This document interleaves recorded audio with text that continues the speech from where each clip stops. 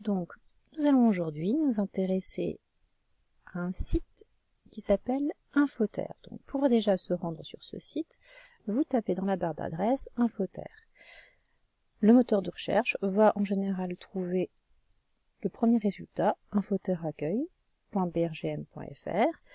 Donc, vous cliquez dessus. Le BRGM, c'est le Bureau des ressources géologiques et minières. Donc, on peut cliquer ici sur le premier onglet, visualiser les données et visualiseur standard. Admettons que je vous demande quelle est la roche qui est présente à Nancy. Le site du BRGM vous permettra de répondre à cette question. Vous avez au niveau de la carte différents onglets. Les premiers onglets dont on va s'occuper, ce sont les onglets qui sont situés ici en haut. Pour commencer, vous avez l'onglet avec la petite main qui est active. Ça veut dire que ici, vous pouvez déplacer la carte comme bon vous semble en maintenant le bouton activé. Vous avez ici le bouton Zoom Plus qui vous permet de faire un zoom avant. Et vous avez le bouton Zoom Arrière qui vous permet de faire effectivement un zoom arrière.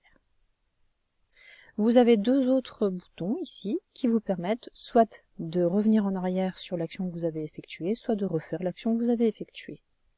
Je m'intéresse maintenant aux différents boutons qui sont présents ici sur la gauche de votre écran. On va s'intéresser précisément à un bouton, celui qui s'appelle localisation. Je vous ai dit tout à l'heure qu'on allait essayer de savoir quelle était la roche qui était présente à Nancy. Donc déjà, il va falloir se rendre à Nancy. Donc, vous avez un moteur de recherche qui vous permet d'aller plus vite à Nancy, donc je clique Nancy, et le moteur de recherche va me sortir tous les noms qu'il a avec Nancy. Ce qui m'intéresse, c'est la ville de Nancy, donc le premier résultat me satisfait. Donc quand je clique dessus, je vais avoir un zoom sur la ville de Nancy. Vous pouvez ici en bas modifier l'échelle comme bon vous semble. Vous avez différentes échelles, admettons par exemple ici, je vais mettre au 1/25 millième, ce qui va me permettre de zoomer davantage. Et ce qui apparaît ici, vous avez ce à quoi correspond 1 km sur la carte.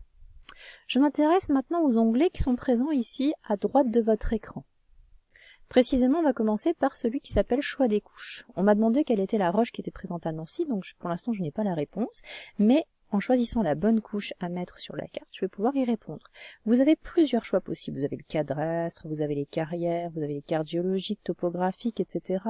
Vous avez même les risques naturels, donc plein d'informations.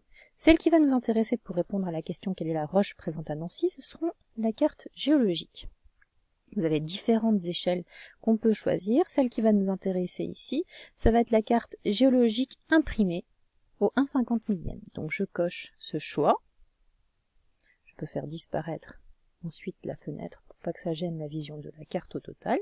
Donc ici, j'ai la carte géologique de la ville de Nancy. Donc je ne pense pas que vous ayez encore vu des cartes géologiques, mais ici, ce qui apparaît, c'est qu'il y a plein de couleurs variées, du violet, du orange, du rouge. Il faut savoir que chaque couleur présente ici sur cette carte correspond à une roche différente. Mais pour savoir quelle roche est présente, par exemple ici dans la zone de Tomblaine, eh bien, je vais me rendre ici sur l'onglet I qui est situé en haut. Quand j'active cet onglet et que je me rends sur la zone où je veux connaître la roche qui est présente, comme par exemple à Tomblaine, je clique sur la zone de Tomblaine et donc ici vous avez une description de la roche qui est présente, à savoir une roche qui date de l'époque jurassique et qui correspond à des marnes à amalter, autrement dit des marnes qui contiennent un fossile. Donc maintenant, si je vous demande de garder une copie de cette carte, vous avez un bouton qui s'appelle Imprime écran sur votre clavier. Vous cliquez sur cette touche et en allant dans un fichier que vous avez ouvert, vous pouvez coller l'image que vous avez donc pris du site et même rogner pour enlever éventuellement les choses dont on n'a pas besoin. Voilà. Donc moi je vais vous demander de faire ce travail pour deux villes de notre région, à savoir Saint-Dié et Gérardmer, pour savoir quelles sont les roches qui sont présentes dans chacune de ces villes. Donc je vous demande de compléter le tableau que je vous aurai donné par internet. Bon courage à vous!